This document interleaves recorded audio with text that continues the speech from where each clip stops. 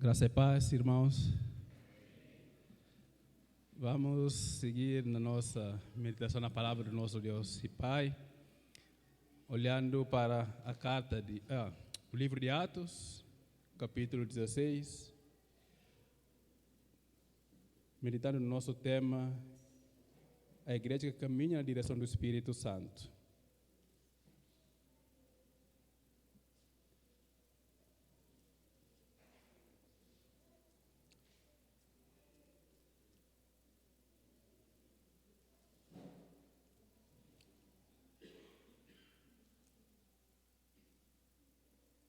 Atos capítulo 16, nós vamos ler do verso 11 ao verso 15.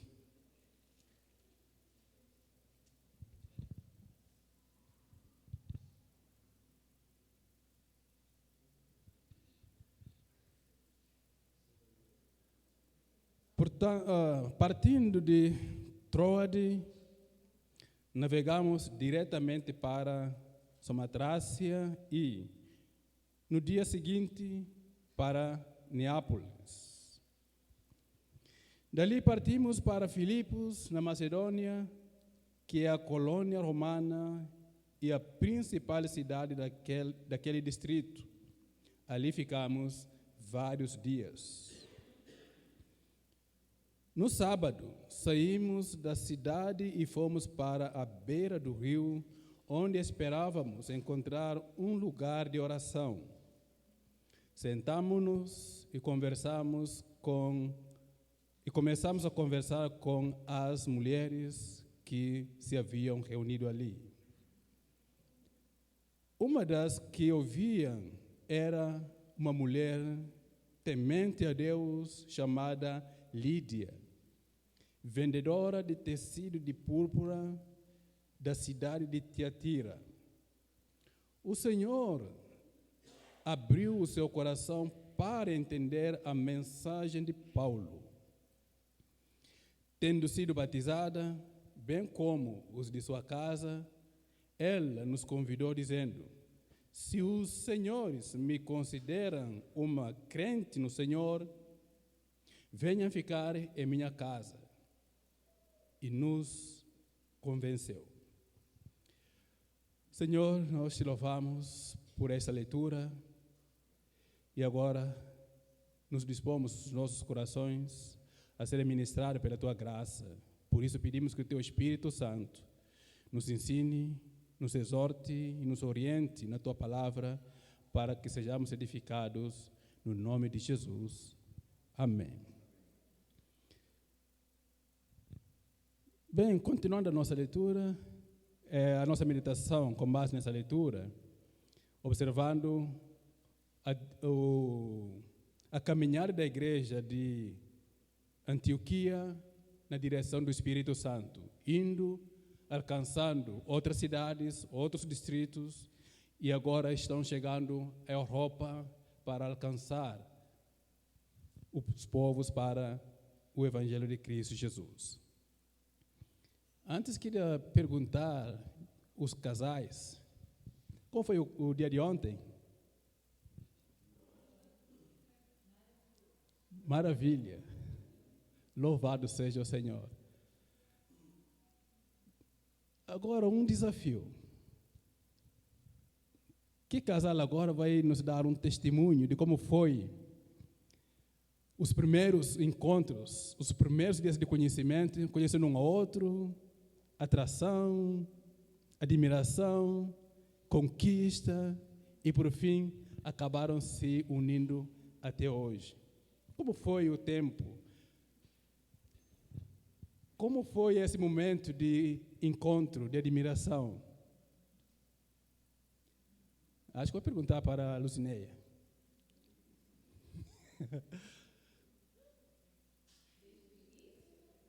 Me fala, como você via o William no primeiro dia que você o conheceu? Como você o apreciava? Como era ele? Como você via, o que você via nele? O homem.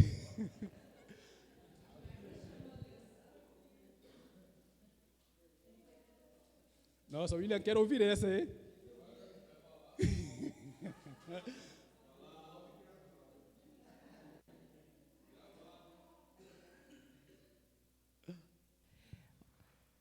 Olha, a primeira vez que eu vi o William, ele estava descendo a rua em frente à praça, era numa festa do vinho, e eu estava subindo do outro lado na calçada. Quando eu vi aquele homem descendo, com a mão no bolso, aquele cavanhaque lindo, me chamou muito a atenção.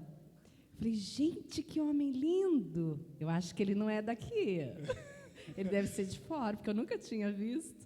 E ele já tinha ido na minha casa várias vezes, porque ele trabalhava com a minha irmã. Mas eu nunca tinha visto ele. Então, assim, a primeira impressão foi a aparência, né, que me chamou muito a atenção. E quando ele me viu também foi a aparência, né, amor? Com certeza. Mas depois nós fomos nos conhecendo, né? E o que foi me conquistando, o que foi conquistando ele, foi o nosso dia a dia, descobrir como nós éramos, o nosso caráter, nosso jeito de ser, né? Então, assim, mas a primeira impressão é a que fica, né? É. Então, podemos dar o nome a essa primeira impressão como a beleza irresistível do William. Isso. Olha só o homem lindo. A Luciana não podia resistir a essa beleza. Então, desde o primeiro dia, ficou ali, pensando naquela beleza, olhando para ele. Com certeza, mas não foi no primeiro dia que ele procurou e você logo aceitou o namoro. Não. Mas também não podia resistir à beleza dele. Então, foram os dias, mas era irresistível a beleza do William, até que hoje podemos ver uma família formada e o fruto dessa relação está aqui a Lorena, que agora também o Caio também acho que não está resistindo à beleza da Lorena.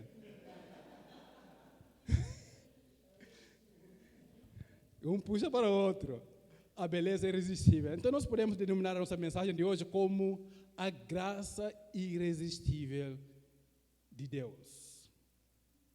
Essa graça ninguém resiste. Quando chega ao nosso encontro, pode passar dias após dias, a gente acaba se caindo na graça de Deus, porque ela é irresistível. E o que nós vamos ver aqui nesta passagem de Atos capítulo 16, do verso 11 ao verso 15, a graça irresistível do nosso soberano Deus. Aí, antes de chegar ao pico da nossa mensagem, vamos rever um pouco a trajetória dos missionários. Paulo, Silas, Timóteo, com certeza mais alguns irmãos que estavam nessa jornada. Partindo agora de Troade, eles vão navegar até Samotrácia. Samotrácia é uma ilha entre Anápolis e Troade. Com certeza todos os navios que entram para a Europa passam por essa direção, porque dizem os estudiosos que aquela ilha tem uma montanha alta que atinge quase 1.800 metros. Então era um ponto de referência para os navios que navegam aquele mar para chegar à Europa. Aí, chegando nessa ilha, eles deram uma pausa, porque, na verdade, todos os navios que navegam por ali são obrigados, ao anoitecer, levantar âncora nessa ilha para esperar amanhecer, para o dia seguinte seguir a viagem. Foi o que aconteceu com Paulo. E dizem que, quando o mar fica agitado, a viagem torna mais longa, chega até 5 dias. Mas, nesse dia, eles tiveram uma maré boa. No dia seguinte, partiram dessa ilha e chegaram a Neápolis, chegaram no continente europeu, no verso 11 que nós lemos aqui na nossa leitura. E o verso 12, a primeira parte, diz que dali partiram para Filipos, na Macedônia, o destino dos missionários. Lembra da visão que eles tiveram? Passa a Macedônia e ajude-nos. Então, o destino da viagem missionária de Paulo agora era Macedônia, era cidade, esse distrito de província romana. E aí eles vão diretamente para a cidade chamada Filipos, da colônia romana, que era uma cidade principal.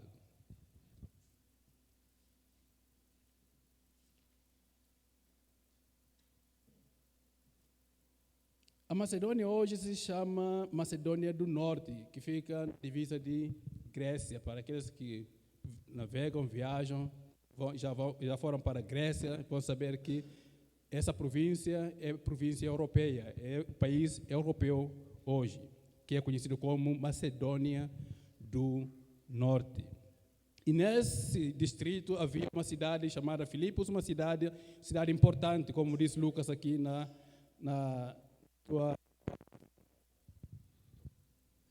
Era uma cidade importante da Macedônia, talvez seja por causa da sua escola de medicina, que era famosa no tempo, e também por minas que era explorado naquela região. Então, era uma cidade rica e uma cidade também de ciência e de conhecimento. Então, era uma cidade importante na civilização daquele tempo de Paulo. Então, ali podemos ver que muitos iam para esta cidade, tanto para a escola, para o conhecimento científico, tanto para o comércio, porque era uma cidade de economia, crescente na economia por causa de exploração de minas. Então, Paulo e Barnabé vão diretamente para a cidade de Filipos, porque ali eles já tinham em mente de achar mais pessoas e mais variedade de culturas de povo reunido nesta localidade. Então, podemos ver isso como uma estratégia missionária de Paulo para atingir o máximo possível o número de auditórios para transmitir o evangelho de Cristo Jesus. E aí eles caminham de Nápoles para Filipos. Dizem os estudiosos que a estrada que se estende do leste para o norte era quase de 600 quilômetros, 640 quilômetros. Aí Paulo e a sua equipa seguem nessa jornada, nessa caminhada de quase 600 quilômetros para anunciar a palavra de Deus.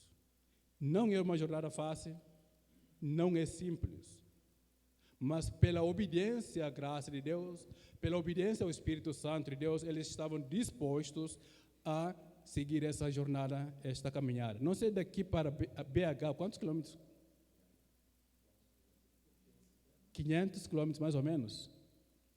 É mais ou menos essa distância que eles vão caminhar, seja pelos cavalos ou a pé.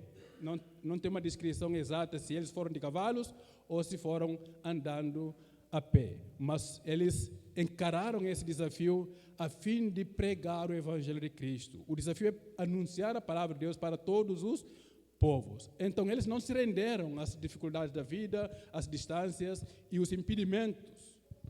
Eles abraçaram esse desafio indo em direção à cidade de Filipos, a uns 500 quilômetros. Mas pela distância territorial, dizem que de Filipos para Nápoles é uma distância de 16 quilômetros. Se for de avião, ia ser fácil, rápido para chegar ao destino. Uns 16 quilômetros de viagem. Mas como é pela jornada, pela caminhada, andando, eles tinham que andar pelas estradas construídas pelos romanos daquele tempo. As famosas estradas que dizem que todas as estradas conduzem a Roma, porque a Roma construiu as estradas para facilitar a circulação do povo. E Paulo e Silas chegam a Filipos. A segunda parte do verso 12. Lucas vai dizer o seguinte: aí ficamos por vários dias. Com certeza devem ter chegado ali por volta de uma segunda, ou uma terça, ou um domingo. E aí ficaram aguardando o dia oportuno, como de costume, ao sábado, que ele descreve no verso 13. No sábado saímos da cidade e fomos para a beira do rio, onde esperávamos encontrar um lugar de oração. Como de costume, os missionários chegam, no sábado eles iam à sinagoga, iam no lugar de encontro, de adoração, de oração, para poder transmitir o Evangelho de Cristo Jesus. Então, chegando aqui em Filipos, eles no sábado saíram à procura. Aqui já é um ambiente diferente. aqui não fala sinagoga, mas eles foram para a beira do rio à procura do lugar de oração. Os estudiosos vão dizer o seguinte, que pode ser que naquele tempo a cidade de Filipe, Macedônia, seguisse o exemplo de Cláudio, que baniu os judeus na província romana, porque eles acharam que o judaísmo atrapalhava a vida comum do seu povo. Então, Cláudio começou a banir os judeus, cercando-os do distrito romanos. Aí eles dizem, pode ser que nesse período a Macedônia também seguisse o mesmo exemplo de banir os judeus, de expulsar os judeus. É por isso que não houve menção da sinagoga e também nem vamos ver a menção dos homens aqui, nessa pedaço da leitura que nós temos. Mas havia lugares de oração à beira do rio. E nesses lugares vão encontrar as mulheres nos lugares de oração. E não faz novamente a menção dos homens. E Paulo, eles não estavam procurando um lugar para eles orar, mas estavam procurando um lugar onde está o povo que busca a Deus, o povo que ora, o povo que procura conhecer alguma divindade para compartilhar o Evangelho de Cristo Jesus. Ele, aqui fala, ele senta com as mulheres e começa a ensinar-lhes a palavra de Deus. Então, esse era o propósito de Paulo e sua equipa, encontrar pessoas para transmitir o Evangelho de Cristo Jesus. E como de costume para a cidade de Filipos, as mulheres desciam à beira do rio para adorar, para orar e buscar a divindade. Por que a beira do rio? Pode ser que, como de costume, que os judeus sejam pressionados a sair do distrito da cidade, fora da cidade, para cultuar o seu Deus. Ou também, por outro lado, pode ser que, como de costume, eles precisam de muita água para a purificação antes da cerimônia de adoração a Deus, que eles procuram os lugares que têm água. Aqui, a beira do rio seria um lugar apropriado para as atividades judaicas. Então, ali eles se reuniam para cultuar e adorar a Deus. E Paulo, Silas e Lucas, eles vão descer até a beira do rio, onde eles esperavam encontrar pessoas que adorassem ou estivessem ali adorando a Deus, a fim de compartilhar o Evangelho com eles.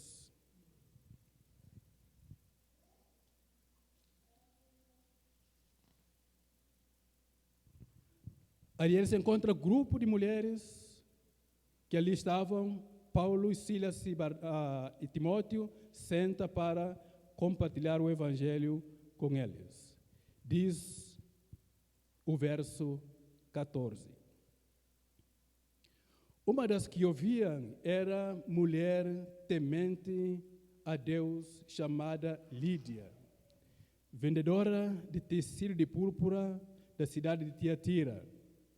O Senhor abriu o coração para entender a mensagem de Paulo. Aqui nós chegamos ao nosso versículo-chave da nossa meditação, onde nós podemos ver a soberania de Deus, a graça irresistível de Deus, alcançando uma mulher chamada Lídia, que estava no grupo dessas mulheres, que desciam à beira do rio para adorar, fazer as orações no sábado. Quem era Lídia? E de onde ela veio? E como foi que ele chegou até este momento do encontro com a graça de Deus? Aqui o verso fala que ele era de Tiatira, era da outra província. E Tiatira nós vamos encontrar lá no livro de Apocalipse, cartas de João às igrejas, fazendo menção da igreja que está em Tiatira, a igreja que foi caracterizada como uma igreja de fé, igreja de amor, igreja de obras. No entanto, também corrigido que ser uma igreja que cedia aos ensinamentos de Jezabel e a sua corrupção. Então, nesse distrito, Lídia sai em busca da vida e chega até a Macedônia, na cidade de Filipos. E ele era vendedora de tecidos de púrpura. Esta era a profissão da Lídia. Talvez seja por isso que ela é apelidada de Lídia, por ser da província de Lídia, da cidade de Tiatira, que foi até a Macedônia, que era o costume dos tempos antigos. Um viajante sempre é identificado com a sua localidade. Talvez seja por isso. E mais tarde, quando Paulo envia a carta aos filipenses, ele menciona a Sintique. Talvez seja essa mulher e mais a outra que Paulo vai tentar estabelecer paz entre elas. Os estudiosos pensam que talvez seja esse nome verdadeiro da Lídia ou outro nome da outra mulher que ele menciona na carta de Filipenses. Mas, no geral, ela aqui é apelidada de Lídia, proveniente da província de Lídia. E ele era vendedora de tecido de púrpuras na cidade de Macedônia. E esse tecido era um tecido caro, tecido que é usado pelos governadores, reis, príncipes e de classe alta da sociedade daquele tempo.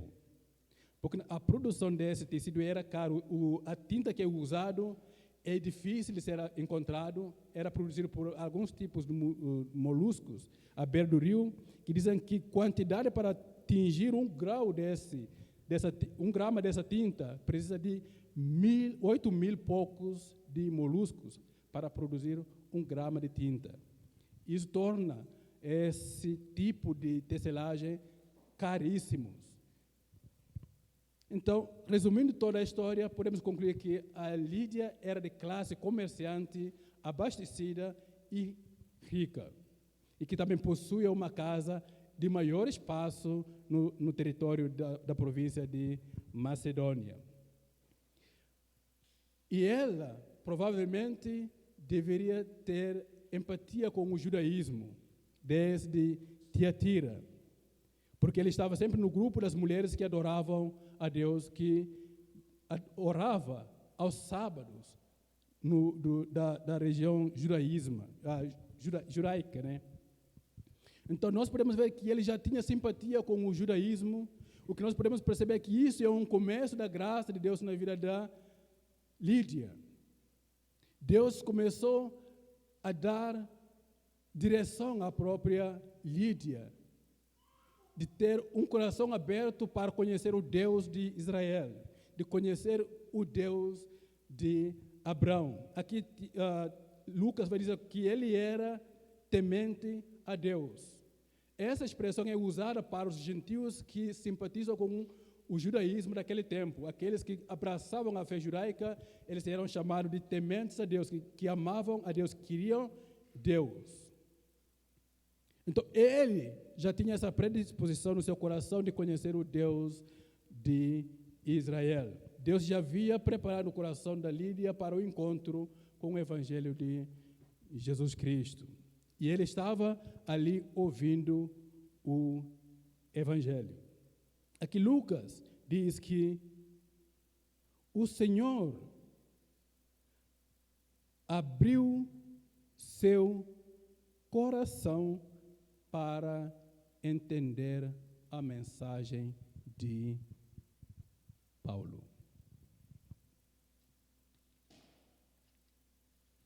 O Senhor abriu o coração da Lídia.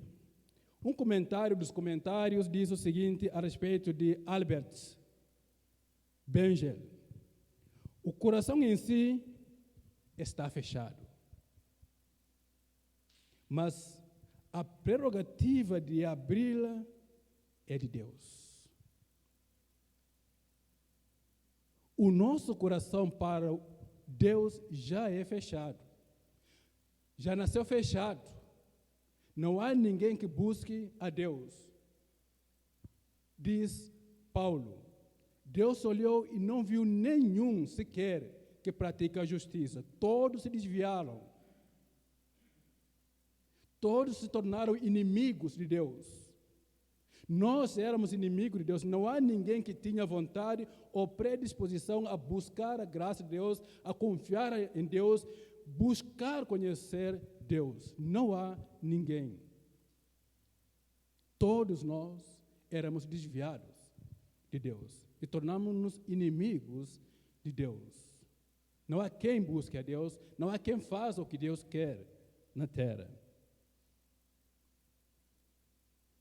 Então, cabe Deus abrir esse coração fechado para a sua graça. Cabe Deus despertar o coração fechado para ver a sua maravilhosa graça salvadora. E Lucas vai dizer que Deus abriu o coração da Lídia. Ali havia grupo de mulheres, mas uma foi alcançado pela graça de Deus. O que Deus vai dizer para Moisés: olha, Moisés, eu terei misericórdia de quem eu quiser ter misericórdia. A esse salvarei. Ali havia um grupo de mulheres, mas Deus abriu um coração da Lídia para entender o evangelho de Cristo Jesus.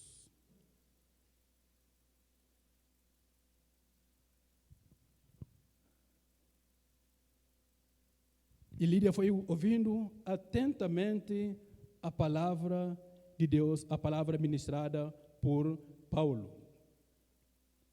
E o escritor Lucas vai ressaltar que essa palavra que chamou a atenção da Lídia não era a palavra de Paulo, não era a palavra do evangelista, não é a palavra do pastor, não é a palavra do presbítero, não é a palavra daquele que fala bem, não é aquela palavra daquele que chama a atenção com a sua voz, mas é a palavra do próprio Deus. É a mão do próprio Deus abrindo o coração insensível para ouvir atentamente a palavra de Deus.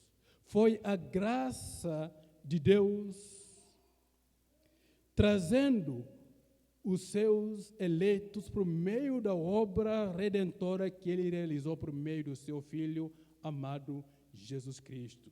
Deus aqui estava consolidando o processo da salvação que Ele realizou ao pendurar o seu Filho no madeiro, para carregar os pecados de toda a humanidade.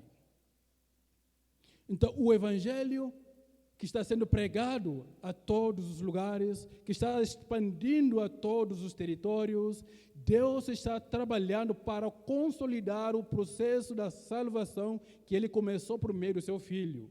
Por isso, Paulo vai dizer o seguinte: aquele que começou a boa obra em vós, há de completá-la até o seu dia. Deus é fiel para agregar os eleitos em Cristo Jesus para a salvação eterna.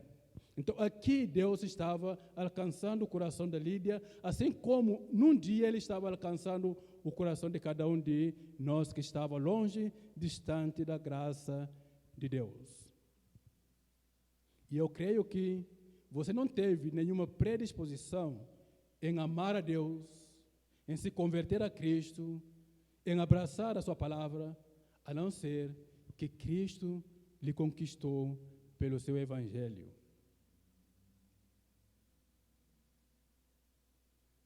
Se formos contar as nossas histórias, como foi a experiência da salvação, com certeza, acredito que quem nos encontrou, quem nos convenceu, quem transformou o nosso coração da incredulidade para ser crente é o próprio Deus.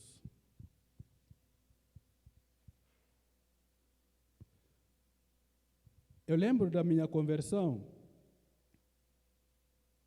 e que não foi no dia da conversão, porque é um processo. Quando você olha para a história da Lídia, ele era de Tiatira. E de Tiatira ele caminha para Macedônia. Paulo não era da Macedônia, nem Silas, nem Timóteo. Eles eram judeus em Jerusalém. E ele sai de Jerusalém, chega a Antioquia. E Antioquia é comissionados a pregar o evangelho aos gentios. Eles saem e sobem e vão para a Europa. E ali eles se encontram com Lídia. Esse encontro não é ocasional, mas sim foi o plano de Deus. É um plano projetado por Deus desde a eternidade. É um plano que Deus já vinha preparando para a Lídia encontrar a salvação. É um trabalho de Deus há muitos tempos. Da eternidade até aquele dia para a Lídia poder encontrar a graça salvadora. Deus o move da Tiatira e move os missionários de Jerusalém para Antioquia, de Antioquia para a Europa, para encontrar Lídia. Só o fato de Paulo chegar na cidade de Filipos, passar vários dias até chegar o sábado e descer à procura das pessoas à beira do rio, já podemos ver a graça de Deus, a soberania de Deus em conduzir todas as coisas para cumprir o seu propósito na vida do seu Filho amado Jesus Cristo. E a sua não é diferente. Foi um trabalhar de Deus, desde a eternidade, Deus trabalhando para que você um dia encontre o seu Filho Jesus Cristo.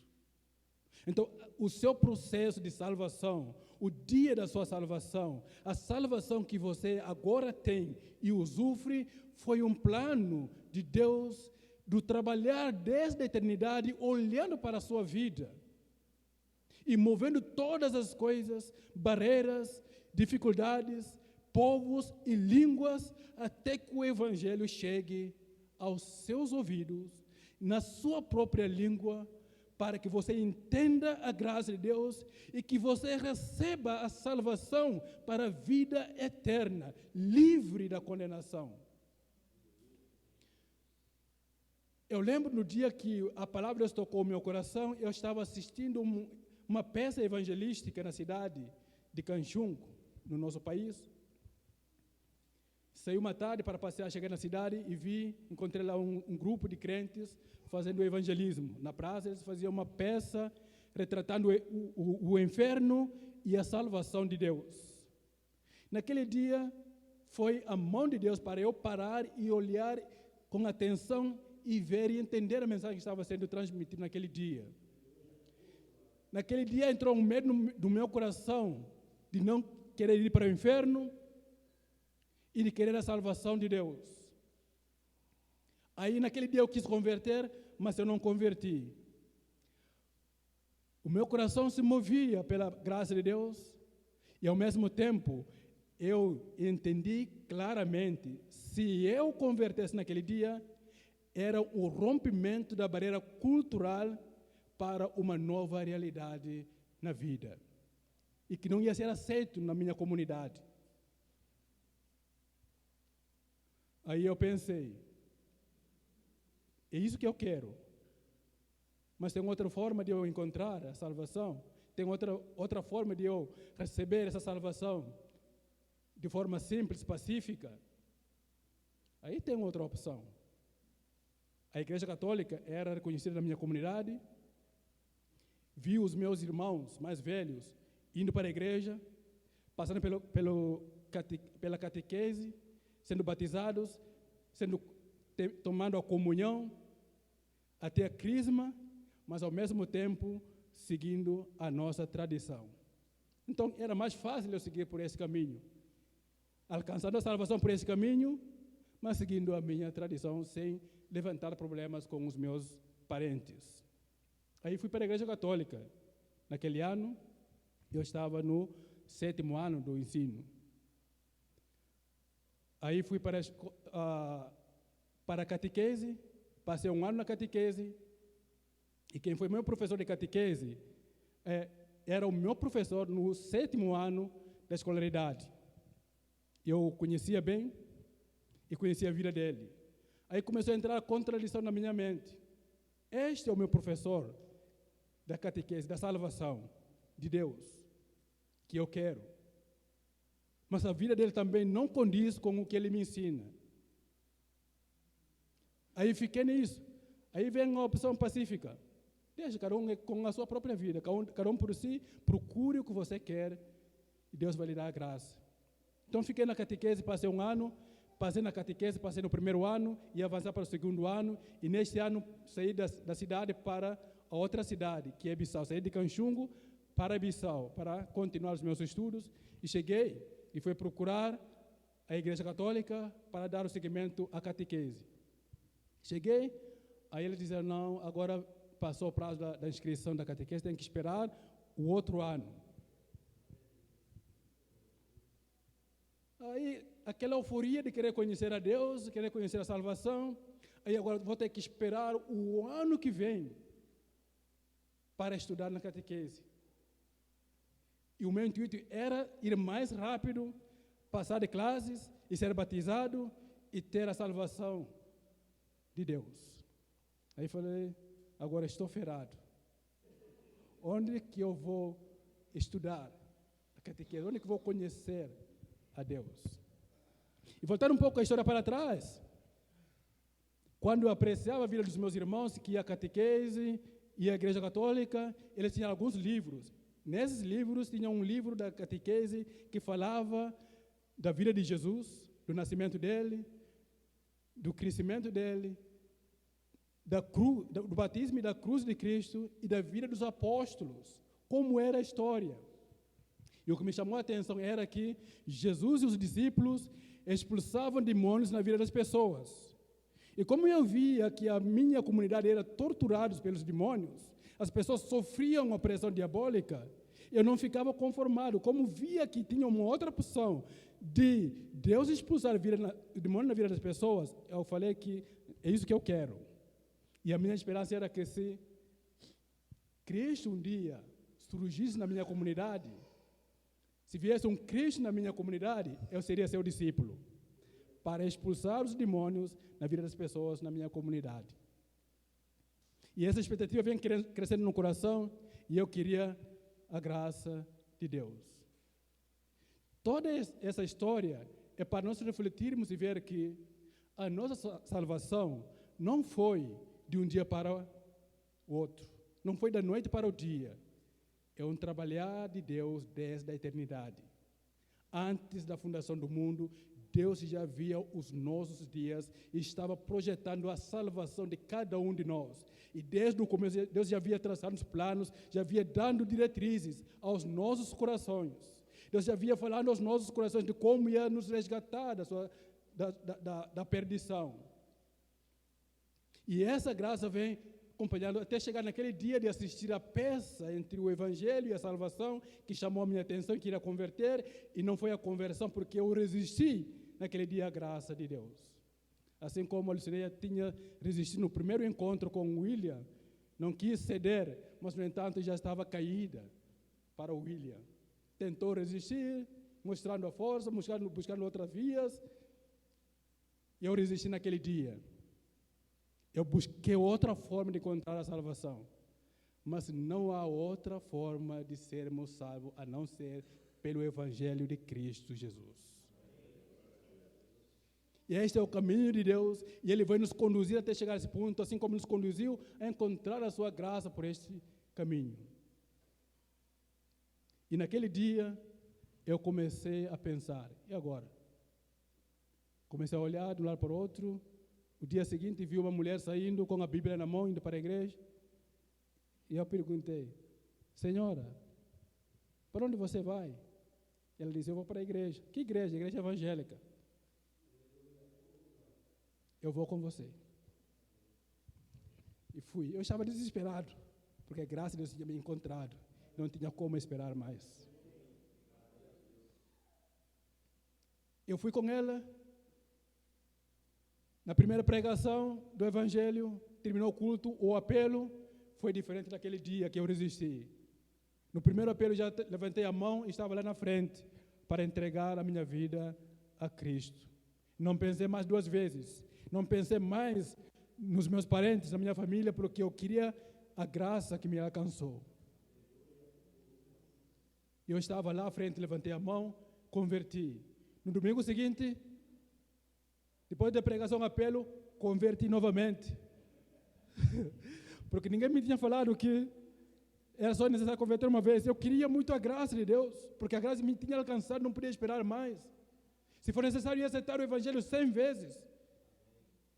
Porque Deus me encontrou. E creio que foi o mesmo encontro que Deus teve com você. E por isso você está aqui. Porque Deus te alcançou com a sua graça. E não tem como resistir à graça de Deus. E nesse dia me explicaram como é a conversão. E quem me recebeu explicou claramente que a pessoa converte uma vez, agora o processo é aprender a graça de Deus. É estar na escola bíblica para conhecer Deus. E daquele dia, nunca faltei em nenhuma escola bíblica, porque eu queria conhecer a Deus. Todos os domingos estava lá cedinho de manhã para a escola bíblica e depois o culto, para conhecer o Deus que me alcançou. E eu comprei a briga com minha família, que eu tinha medo antes, agora o medo acabou, mas vem a consequência. Me chamaram para a reunião da família, me repreenderam para desistir do caminho, para voltar para trás. A minha mãe chorou amargamente naquele dia. E ela disse que a expectativa dele era que eu cuidasse do inteiro dela. E agora essa expectativa foi embora, porque eu não vou cuidar do inteiro dela. E a minha cunhada olhou para mim e falou: as lágrimas de uma mãe é a maldição para o filho. Se você não se voltar desse caminho, isso é uma maldição para a sua vida. Falei para ela: quem tem o poder para amaldiçoar é Deus. E se eu estou no caminho de Deus, não tem como a maldição cair sobre mim. A maldição vai cair àqueles que não têm a graça de Deus. Mas aqueles que têm a graça de Deus, não há nenhum tipo de maldição, não há nenhuma condenação para aqueles que estão em Cristo Jesus. Quem os livrará do amor que está em Deus, oculto em Cristo Jesus? Eu estava convicto da salvação. E falei: um dia, se Deus ter a misericórdia, vocês entenderão a minha posição e verão a graça de Deus na vossa vida também. Mas eu não vou voltar atrás, vou seguir a Cristo. E também não vou desistir de vocês. Se for possível da minha parte, eu estarei no meio de vocês. Mas também não vou voltar atrás, porque Cristo me alcançou. Este é a obra de Deus em Cristo Jesus, pendurado no madeiro. A graça que nos alcança, o trabalhar de Cristo para atrair o seu povo para si, para a salvação eterna. E foi essa graça que alcançou a Lídia naquele dia, de uma cidade até a outra, e de outra cidade até o mesmo lugar, para encontrar o Evangelho que salva e que liberta os eleitos de Deus para a salvação eterna. E Lucas vai ressaltar essa graça aqui no texto, dizendo: Deus abriu o coração da Lídia para entender o Evangelho de Deus. Perdão, quando chove os olhos, chove também o nariz, aí fica...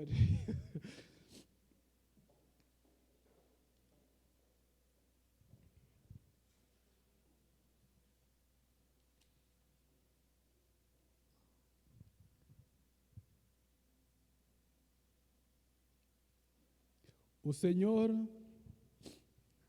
abriu seu coração para...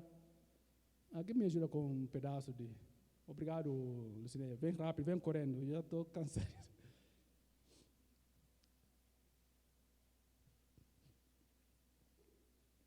O Senhor abriu o coração para que ela entendesse a mensagem de Paulo.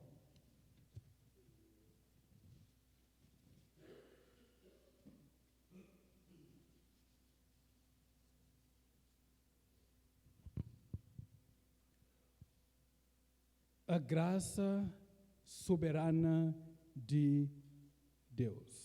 Eu queria ler com vocês alguns versículos em paralelo a essa soberania de Deus, a graça irresistível de Deus. Em alguns textos, como de João capítulo 6, verso 44. João capítulo 6, verso 44 diz o seguinte: ninguém pode vir a mim se o Pai que me enviou não o atrair, e eu o ressuscitarei no último dia. Essas são as afirmações de Cristo, de que ninguém vai a Deus se não for a atração de Deus. Todos os corações são fechados para Deus. Se Deus não abrir o coração do homem, jamais aproximaria de Deus. Então foi a iniciativa de Deus de atrair o seu povo para a salvação em Cristo. E esses, Cristo garantiu a ressurreição para a vida eterna. A esses, no último dia, ressuscitarei. E ainda continua no verso 65 do capítulo 6. E prosseguiu. E por isso que eu lhes disse que ninguém pode vir a mim, a não ser que isso lhe seja dado pelo Pai. Ninguém chegará a Cristo se não for pela mão de Deus. Você não seria salvo, você não aceitaria a Cristo se Deus não tivesse dado a salvação no seu coração. É o processo de Deus, é a mão de Deus, o trabalhar do próprio Deus para nos alcançar. É o esforço de Deus e não nosso. Nunca esforçamos para a salvação, e sim foi o esforço do próprio Deus, o trabalhar incansável de Deus para nos alcançar. Isso chamou a atenção a você? Isso nos desperta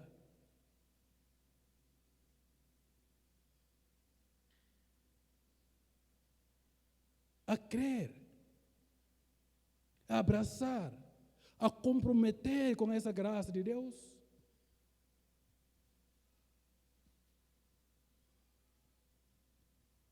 Jeremias capítulo 31, verso 3. O Senhor lhe, no passado, dizendo: eu o amei com amor eterno, com o amor leal atraí, falando para o seu povo. Assim como os descendentes de Abraão não escolheram seguir a Deus, foi Deus que os encontrou, foi Deus que os escolheu, os atraiu para Ele, com o amor leal. O amor que Paulo vai dizer o seguinte, que não há nada capaz de nos separar do amor de Deus que está em Cristo Jesus. O amor leal, o amor eterno, o amor perfeito. Os salvos em Cristo jamais perderão a sua graça em Deus, porque foi Deus que nos amou primeiro e nos encontrou e nos despertou ao amor dele. E em Ezequiel, ele continua dizendo o seguinte, Ezequiel capítulo 36, verso 26 ao verso 27.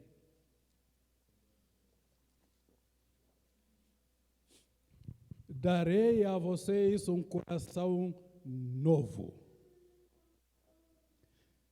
Naquele dia, o meu coração de pedra foi arrancado e foi dado um novo coração. Naquele dia, o seu coração de pedra dura foi arrancado e foi dado um novo coração. Naquele dia, o coração de todo o povo de Deus foi arrancado e foi dado um novo coração. Porém, um espírito novo em vocês Tirarei de vocês um coração de pedra e lhes darei um coração de carne. Porei o meu Espírito em vocês, o Espírito que agora conduz a igreja, o Espírito que agora conduz o povo de Deus, o Espírito pela qual a igreja de Antioquia caminha na obediência e na direção dos seus planos, o Espírito pela qual a igreja evangélica Andradas agora está sob a graça e sob a direção e sob o guiar do Espírito de Deus, porque Ele está conosco. O Espírito de Deus está com a igreja de Deus, para conduzir o rebanho de Deus, o povo de Deus.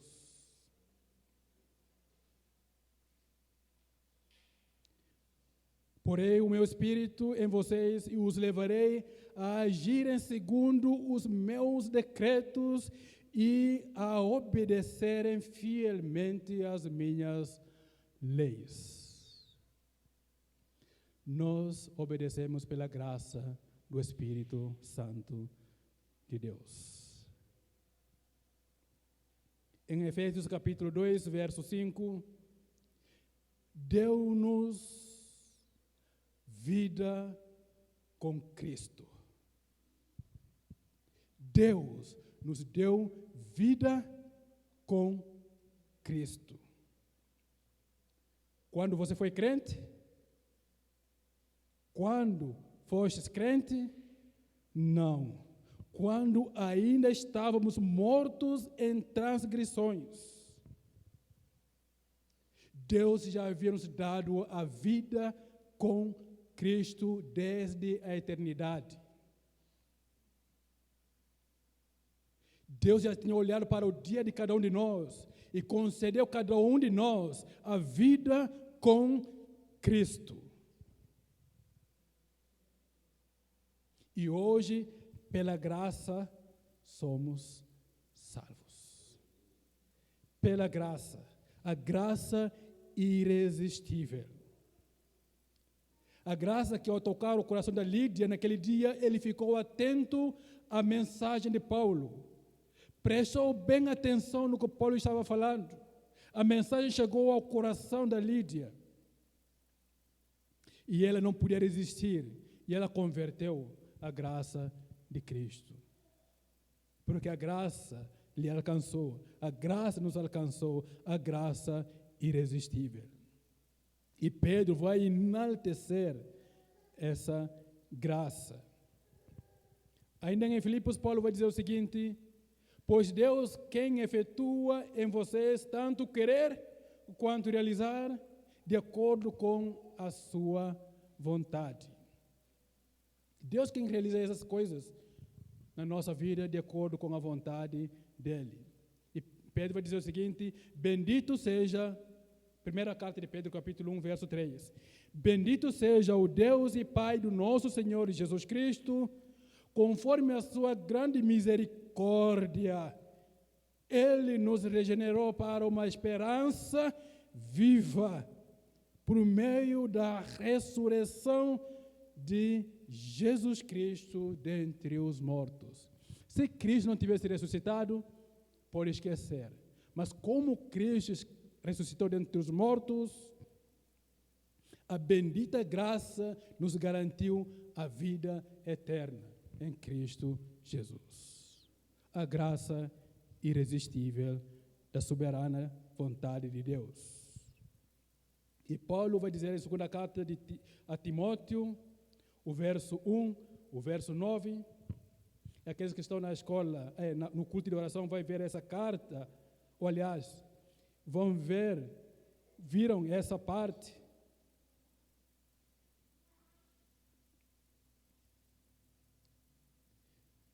De segunda carta de Timóteo, verso 1, verso 9, que diz que Deus nos salvou e nos chamou com uma santa vocação. Aqui já vai anexar alguma responsabilidade dos que são chamados à salvação de Deus.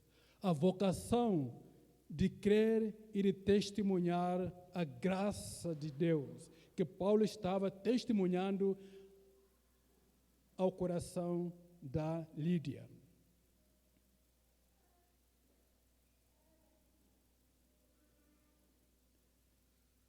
Não em virtude das nossas obras, como lemos no começo do nosso culto.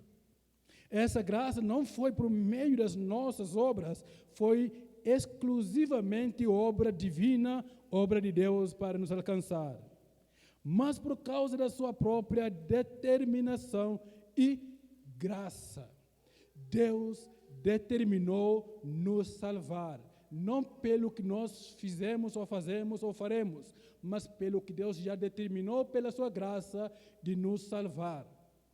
Nessa graça fomos alcançados e fomos salvos em Cristo Jesus. Essa graça nos foi dada em Cristo desde os tempos eternos.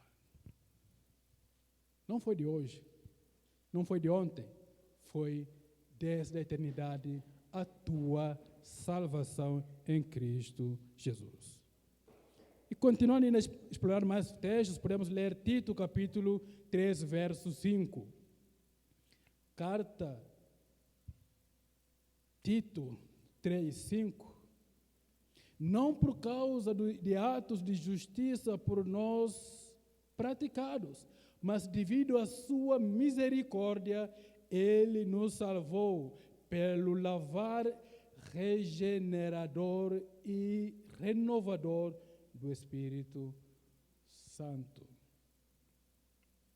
Romanos capítulo 9, verso 15 e o verso 16, Paulo vai lembrar daquilo que Deus falou a Moisés. Pois ele diz a Moisés, terei misericórdia de quem eu quiser ter misericórdia e terei compaixão de quem eu quiser ter compaixão. Portanto, isso não depende do desejo ou do esforço humano, mas da misericórdia de Deus. Esta salvação não depende do esforço humano, é da misericórdia e da graça de Deus para nos alcançar.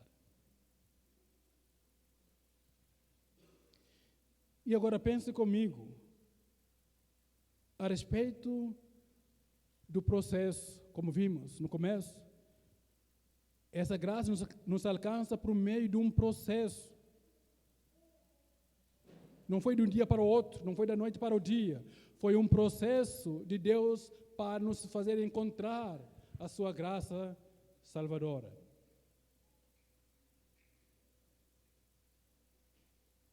E como foi o processo que Deus realizou para encontrar a sua vida? E agora, a partir desse ponto, pense comigo, como vai ser um processo de Deus para alcançar aqueles que ainda estão lá fora? Também Deus já determinou a salvação deles.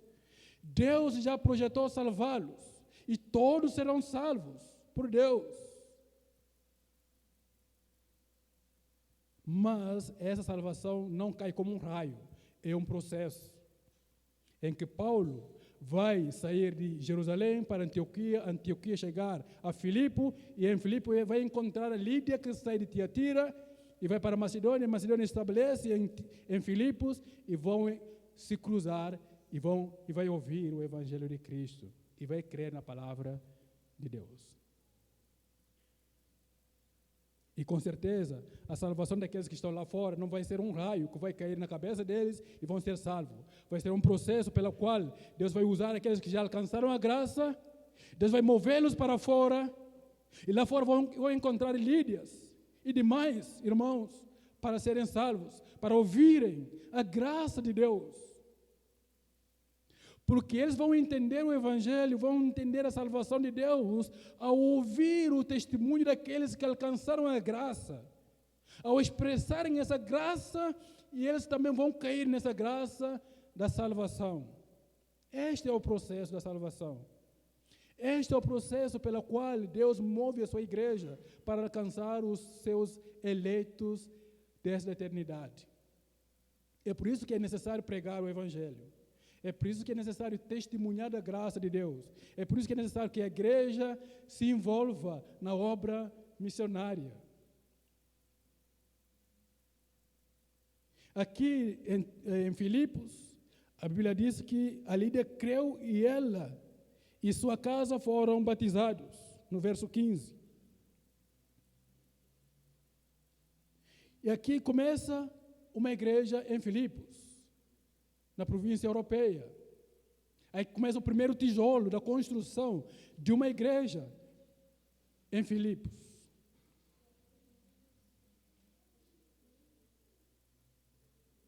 E esta igreja, mais tarde, nós vamos ver na carta aos Filipenses.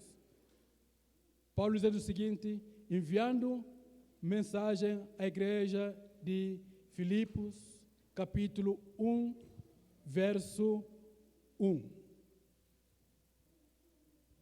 Paulo, Timóteo, servo de Cristo Jesus, a todos os santos em Cristo Jesus que estão em Filipos, juntamente com os bispos e os diáconos. Nessa igreja, que foi colocado o primeiro tijolo da conversão da Lídia, agora, mais à frente, Paulo vai enviar uma carta à igreja que estava nessa cidade de Filipos. Uma igreja construída com bispos e diáconos, uma liderança local estabelecida, uma igreja crescente naquela cidade. E no capítulo 4 de Filipenses, o verso 14, 15 e 16 diz o seguinte: apesar disso, vocês fizeram bem em participar de minhas tribulações. Como vocês sabem, Filipenses, nos seus primeiros dias no Evangelho, quando parti da Macedônia, nenhuma igreja partilhou comigo no que se refere a dar e a receber, excepto vocês. Agora, essa igreja que nasce em Filipos, através da conversão da Lídia, é uma igreja que participa na obra missionária. É uma igreja que envia ofertas missionárias para os missionários apóstolos e a sua equipa. É uma igreja que participa no sofrimento daqueles que pregam o Evangelho de Cristo. É uma igreja que participa no sofrimento daqueles que anunciam a graça de Deus. Este é o processo redentor que faz parte do plano da salvação da igreja. Uma igreja que não participa na obra missionária vai tornar uma igreja morta.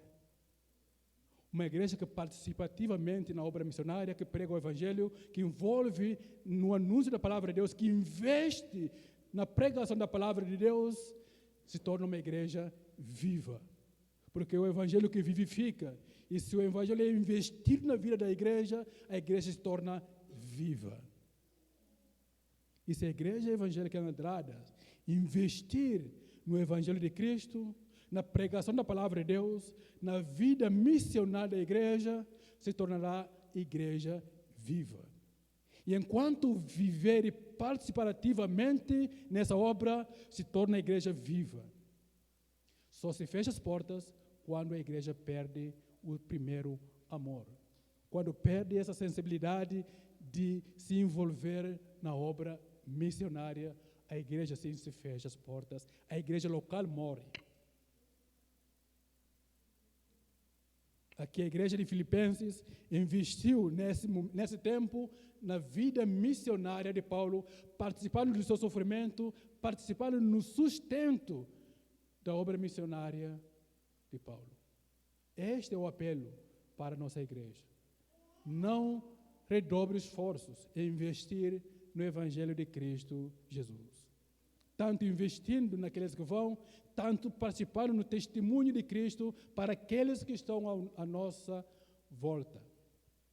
Não é por acaso você ser salvo aqui em Andradas. Tudo tem o seu propósito, tudo tem o seu plano. Não foi por acaso Lídia sair de Tiatira até Macedônia para se converter, porque Deus tinha um plano específico para ele naquele local. Olha aqui que a Bíblia fala.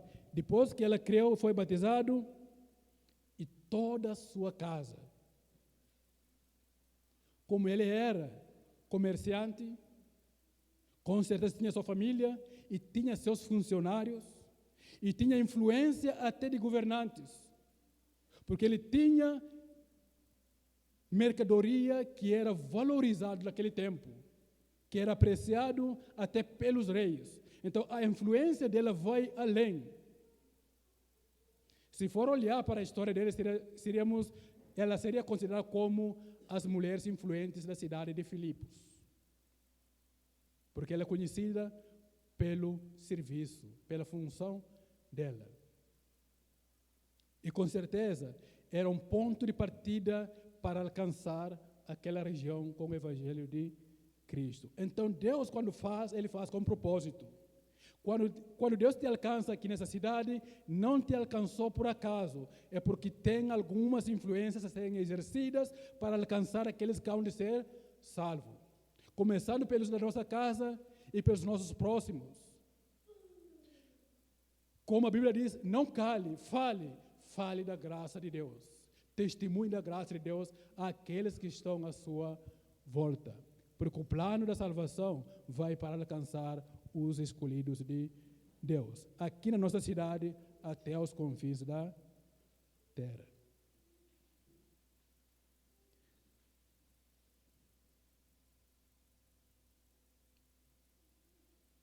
Lídia, os da sua casa e os seus funcionários se convertem a Cristo, se rende à graça salvadora de Deus. E ela diz, se vocês, falando para Paulo e sua equipa,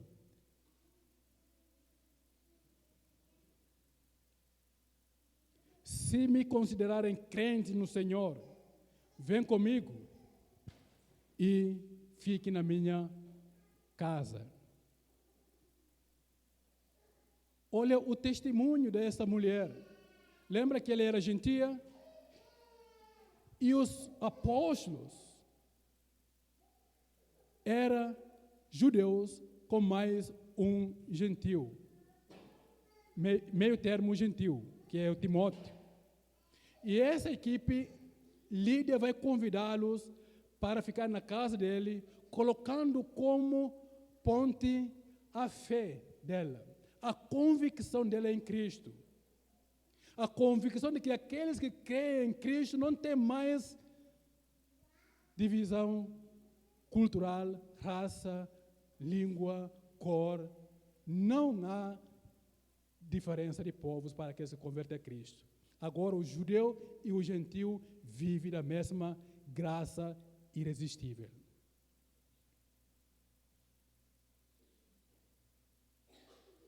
E para comprovar essa graça soberana de Deus, a equipe de Paulo vai ficar na casa da Lídia. Os judeus vão morar na casa da gentia. E ficaram ali pregando o Evangelho de Cristo em Filipos por todos os dias que eles estiveram lá em Filipenses. A graça de Deus é irresistível. As barreiras culturais são quebradas.